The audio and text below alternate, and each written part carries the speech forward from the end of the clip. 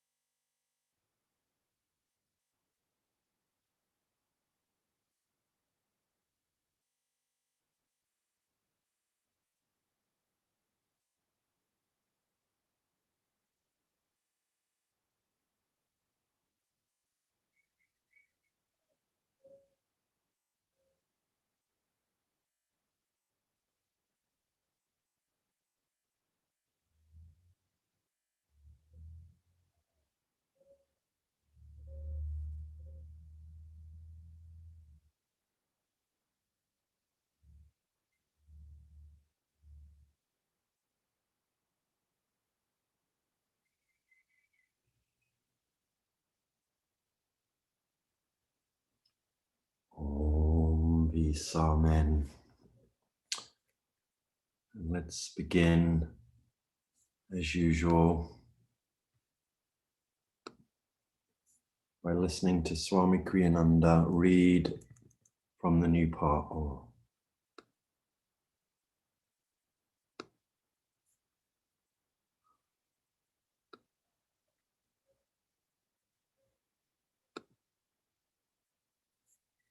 Here we go. No.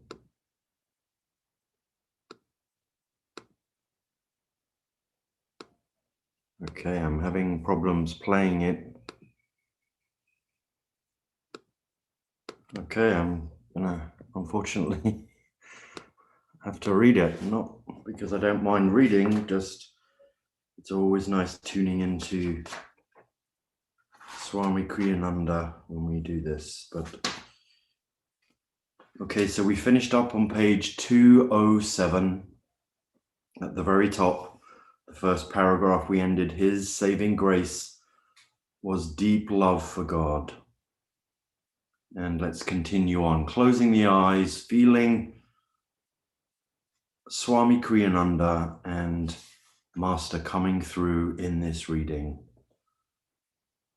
Disconcerting thought it might have been to live in the company of someone who had free access to the hidden recess of my mind. I was increasingly grateful for his insight.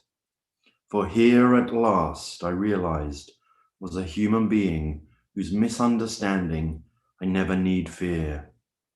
Master was my friend, ever firmly and quietly on my side, concerned only with helping me through every error toward the highest understanding. Almost incredibly, moreover, he was exactly the same, inwardly to all, no matter what they did, nor how they treated him. His concern was entirely with giving to them, never with receiving from them. He once scolded Reverend Stanley, the minister at the SRF Lake Shrine. "But please, sir," Stanley pleaded, "you will forgive me, won't you?" "Well," Master astonished, "what else can I do?" I never knew him to hold a grudge. There was a man who for years, out of intense jealousy, had slandered Master. One day, a few days before the end of Master's life, the two of them met at a formal gathering.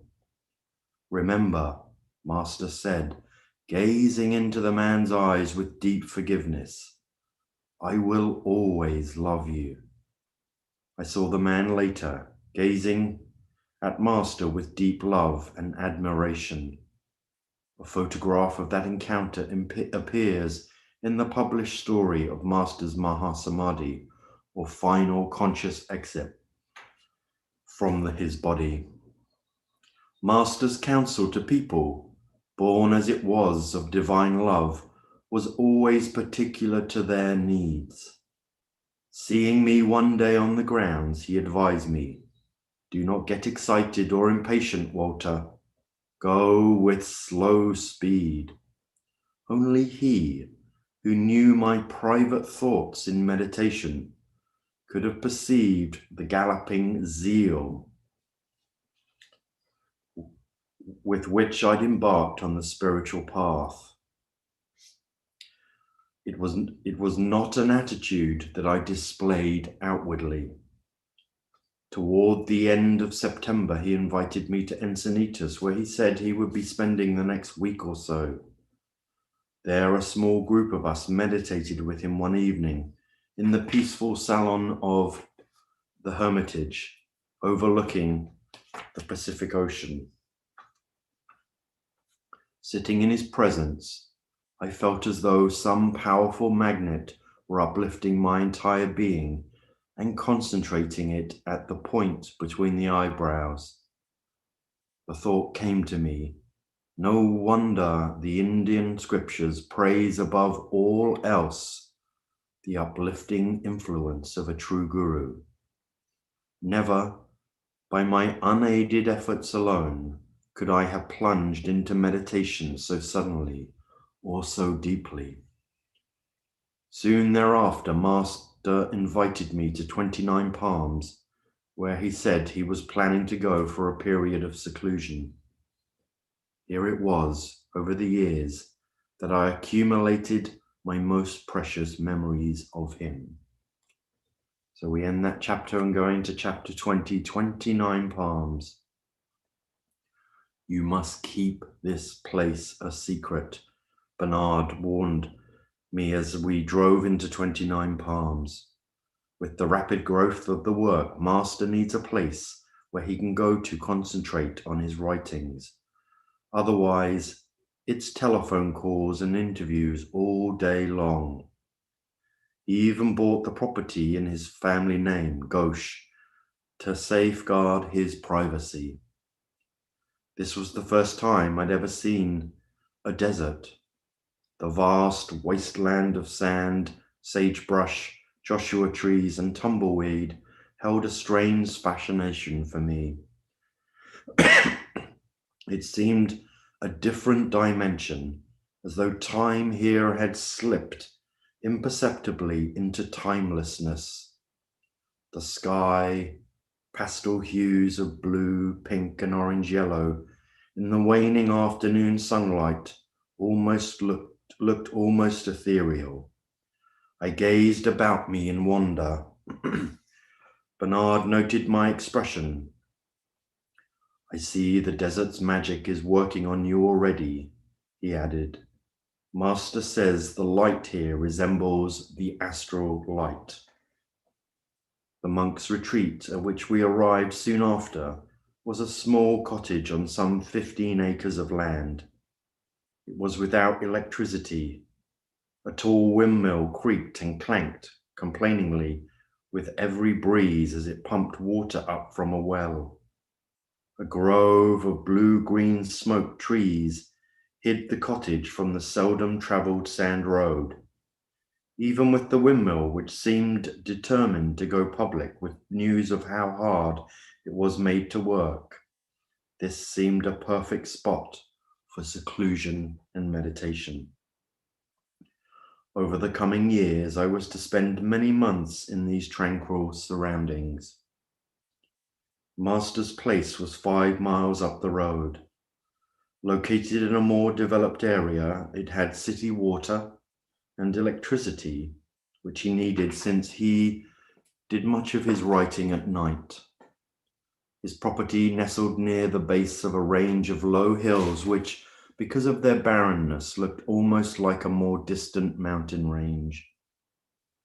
Master's house had pale stucco walls in the Spanish style typical of Southern California.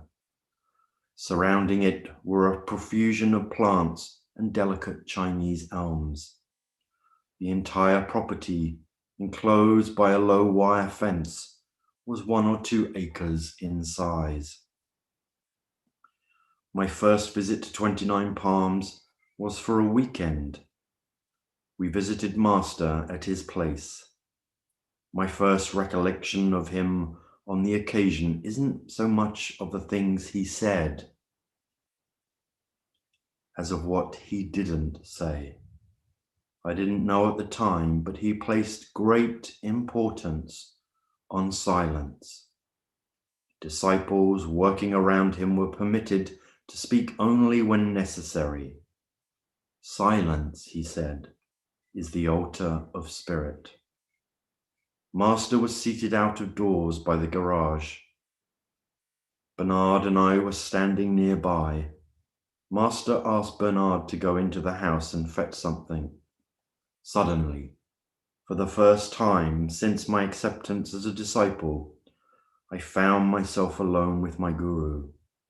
It seemed an opportunity not to be missed, a chance to learn something, anything. Master evidently didn't see it in the same light. He made no move to speak. Finally, I decided I'd better break the ice. I'd learned from Bernard how to commune inwardly with Om, the cosmic sound, which manifests itself to the yogi in deep meditation. Sir, I inquired, what does Om sound like? Master gave a prolonged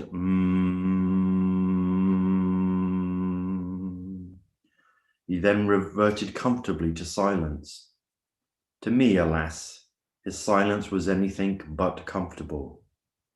How does one hear it? I persisted. I already knew the technique. This time, Master didn't even bother to answer, but simply assumed the prescribed position. After holding it briefly, he returned his hands silently to his lap. Some months later, I told him I was having trouble calming my breath in meditation. That, he replied, is because you used to talk a lot. The influence has carried over. Well, he added consolingly, you were happy in that. Silence is the altar of spirit. As I grew into my new way of life, I began to value this maxim. Soon after our first visit to 29 Palms, Bernard drove Norman and me out there again. Master had devised a project for the two of us to work on, probably to give us an excuse to be near him while he concentrated on his writings. He asked us to build him a small swimming pool behind the house, near his bedroom. It was not that he particularly wanted a pool. In fact, once it was finished, he never used it. But it did give Norman and me the opportunity to be with him for weeks at a time. Soon we were busy shoveling out a deep hole in the sand. Master, taking an occasional break from his writings, would come out and work with us for 15 minutes or so. Whenever he did so, I felt a deep blessing, but I hadn't yet adjusted to his habitual silence. One warm, sunny afternoon, I noticed that he was panting slightly with the physical exertion and remarked conversationally, "It's hot work, isn't it?" "It is good work." Master gazed at me a moment as if with reproach, then returned in silence to his digging. Gradually inspired by his example, I learned to speak less and to listen more to the soundless whispers in my soul.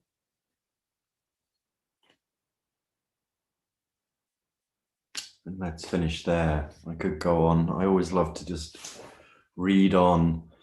Well, there's so much, as we always know, to go into this. I might even work a little bit backwards here because of being in the desert and just this. Last night I was just literally, like I said, I'm about an hour away from 29 Palms, the small kind of desert town. I wouldn't even really say it's a town as such, but I was here in Palm Springs and about 15 minutes away from where Master was in Palm Canyon and created a chant there. It was given to him by Divine Mother in this beautiful canyon, which has a great stillness. Master went into Samadhi in this point. But the sun was coming down yesterday evening, about 6:30, and just the light that came and that comes to this desert. Palm Springs is much more built up now than it was back then.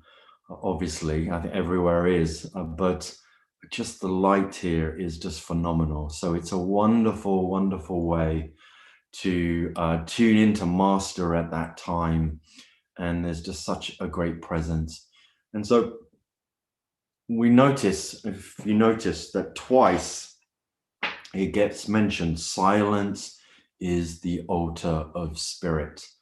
And, this is a great practice to incorporate into our daily lives. My dear friend, Victoria Hansen, who leads the healing prayer ministry on, well, all the time, but leads an online healing prayer webinar on a Wednesday afternoon from 2:30 to 3:30 for Ananda Sacramento. She has a wonderful practice of being in silence on a Monday. And so you sometimes see her walking up and down the community lane, but she's got her kind of headphones just to remind everybody that she's in silence. And this is a wonderful practice. With all of these teachings, with all of these techniques, we are able to do one thing, to develop that muscle. And so if silence becomes very challenging for you, being in your own company, being silent, being still, being deep in meditation, all these things, devotion, concentration, all these things can be developed. So this week, an optional homework for you is to take a period of time of silence. And so silence is the altar of spirit.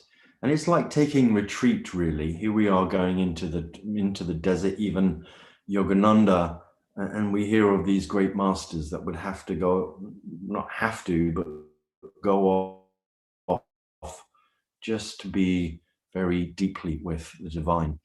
And so we can take this time to just have some silence and develop that muscle. And what I was going to say about taking retreat is that some people find taking a retreat hard work. It's a challenge for people.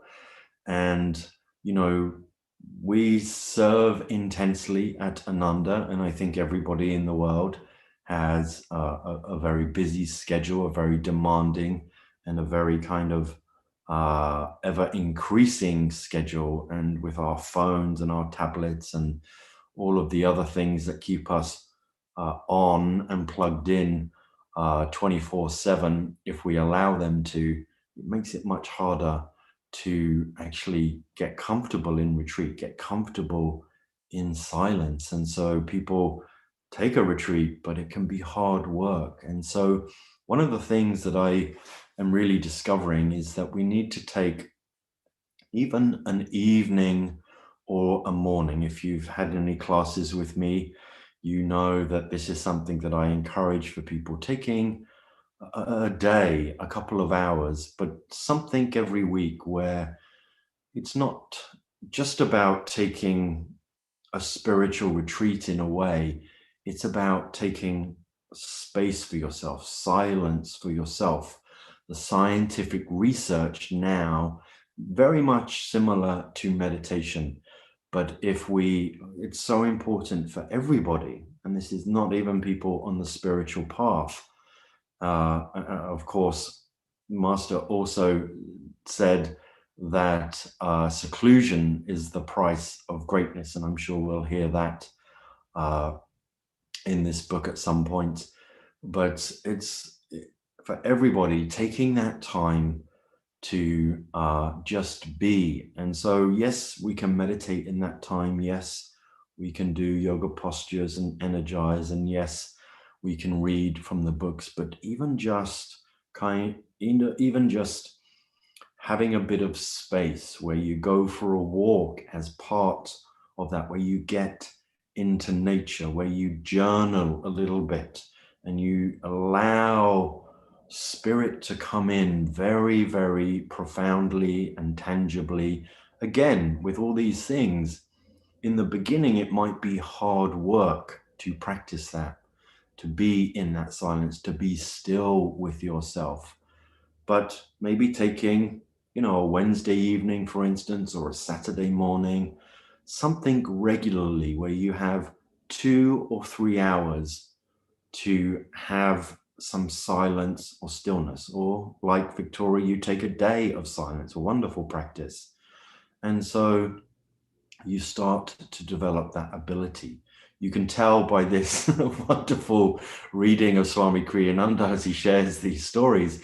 He just was not used to being in silence in this life. So yes, Master says to him, in just a few pages, he's going to share with us how he would have had to have been many lifetimes with him in as a yogi, as a hermit, to actually be around Master at this time. So there is that one element, but right now what Master is saying to him is that actually you used to enjoy talking. And of course we know Swami Kriyananda, especially those early talks, but always he had that ability to be able to converse on a wide, extensive range of topics, very competently, very magnetically. Just so much wisdom and intelligence came through with him. But that silence is something that also he was very used to. And so when we look at ourselves in who we are today, right now, we might say that, silence and being still and taking those times and going on retreat is hard work for us. But why don't we view, just like Swami Kriyananda, that there is this part of us that is caught up in the world. And of course, the world is even busier than when Master was here. Master grew up in India, and in the early 1900s, and so technology was not anywhere near like it is now. It was really just electricity had just been formed, previously in the previous century. And so at that time, there really wasn't a lot of distraction. And of course, even Swami Kriyananda, even from passing at 2013, see how much has been developed in the last 8 years. We're just about to come up in, I guess, 9 days, looking at it, 8 or 9 days, that is the anniversary of Swami Kriyananda's Mahasamadhi. But even since that time, life has become faster in many ways. So relate to us, you can relate to yourself. Yes, I find it hard and challenging to be in silence, but also relate to yourself that indeed you've been a yogi before. And you wouldn't come to this work, you wouldn't come to this talk to hear about these masters, to hear about Swami Kriyananda, if you haven't had that experience of being a yogi. So start to identify with that and to develop the muscle of it. So that's your homework as well. So be in silence, find some time to be in silence, and take some time to be in silence, but practice some of the spiritual techniques, but also just be with spirit.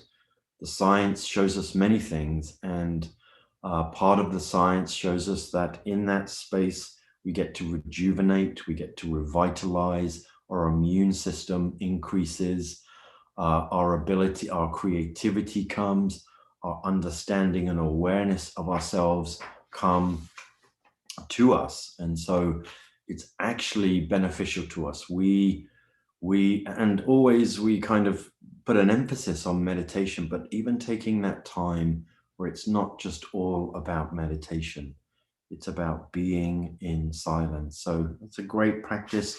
If you have that practice and if being in silence is strong for you, for many of us, that can be especially if you've been on the path many years, something that comes naturally to you.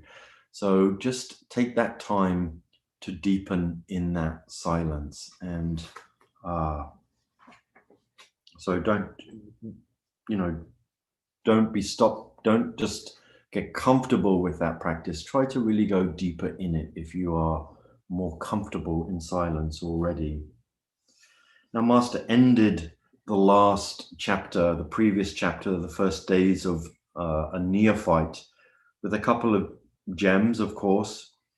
And he's continuing on with this deep story of divine love. He's talking also about really disciplining people and being stern with people, giving them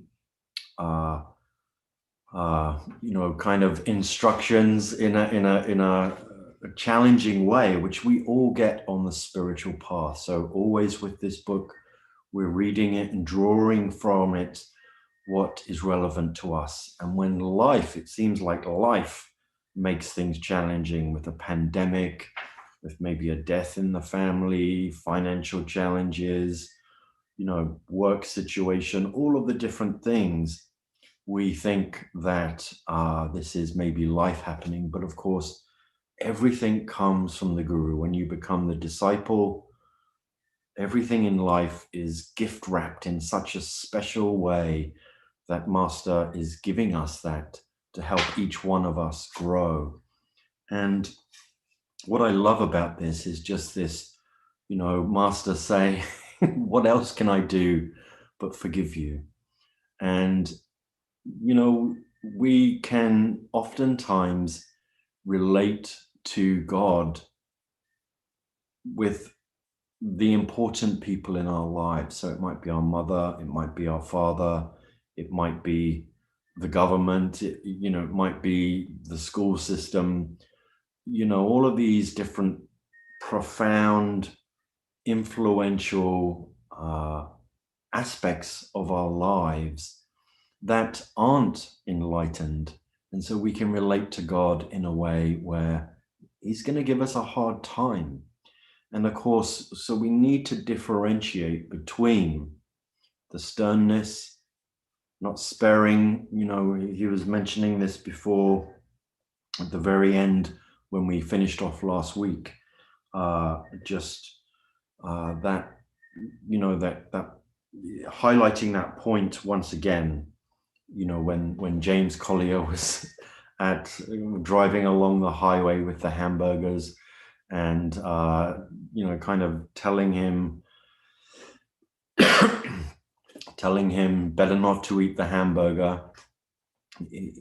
Master's always going to discipline us in different ways, sometimes gently, sometimes more sternly, but we want to differentiate between that and also understanding that there's no judgment with that.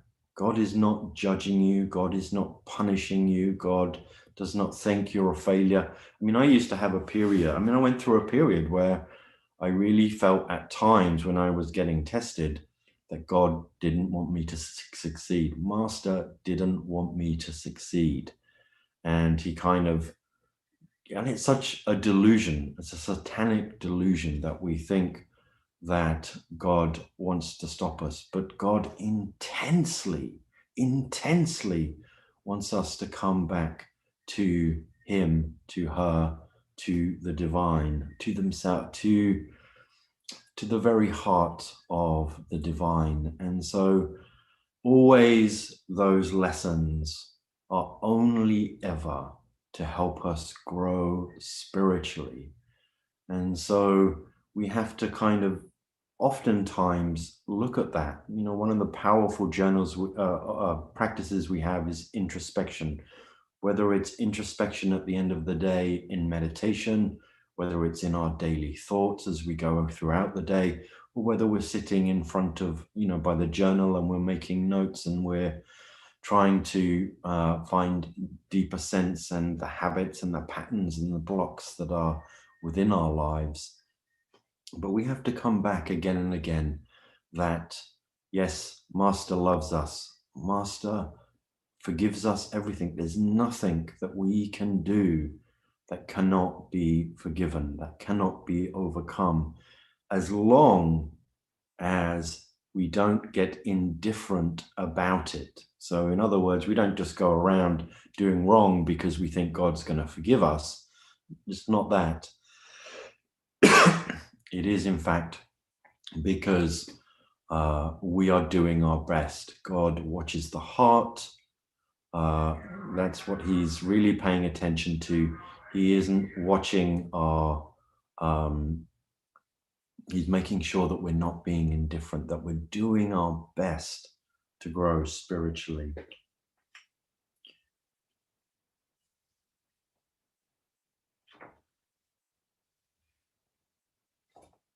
And just, here's the thing with Swami Kriyananda as well. More and more towards the end of his life, he was in silence.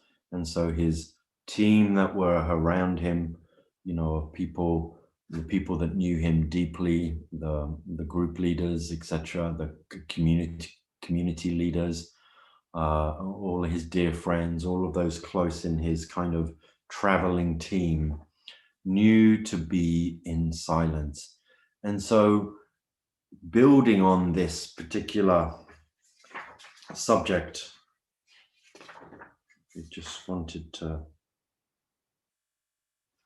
building on this particular subject,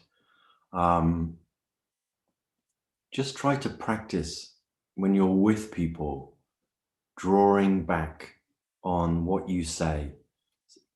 Oftentimes, just pay attention maybe in the beginning, rather than giving yourself this practice.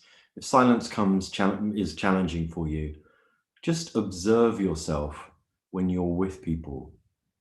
Are you speaking because you feel uncomfortable, or because of habit, and because the other person's speaking? Are you saying things that you don't necessarily need to say? And just observe that, first of all, can be also a homework for this week and for moving onwards. Just observing what you actually say. And did I really need to say that? And really just think deeply, meditate on what is your motivation with your conversations. And I think that's a great starting place to start with a practice like this, rather than saying being silent. And then if you want to take it a step further, just if you notice yourself wanting to say something, maybe pulling yourself back if you can, and just being in that silence and not saying some of the things that you might typically say. I know I do it sometimes. And sometimes we need to as well. We're meeting new people and we want to relate with them and have them feel comfortable. But if you can, start to bring in just little snippets of that practice. Do I need to say something? Or if I did say something, reviewing why you did. But just seeing what happens when you don't say something that you typically would, or that you have the urge to say. And if you have the awareness and the courage, I think, in a way, because if we're used to speaking in a certain way, the courage to not say as much with people, that's something that's really worth developing, and just seeing what that is like, and just observing, if you really struggle with silence, a great practice. Now we're in the pandemic, so we're in lockdown. Things are looking brighter for the future, so things hopefully will change. But there are people within the Ananda world that can definitely just enjoy being in that silence and be around them. Just like if we struggle with meditation, be around those deep meditators. That magnetism wears off. Be around people that are more comfortable in silence and steal that magnetism, as Master used to say. Let's just close the eyes and feel the blessings of this silence as we end this class.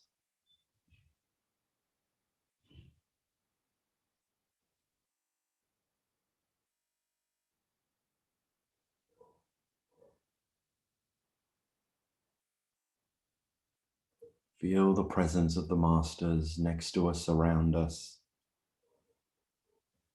and steal their magnetism, their ability to be still and silent.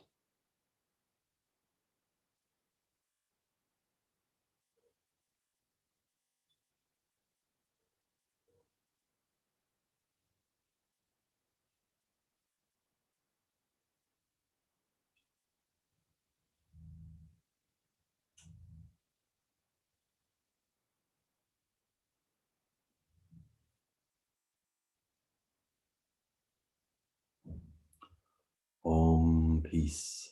Amen. Many blessings, everyone. Have a wonderful week. and I'll see you next Monday.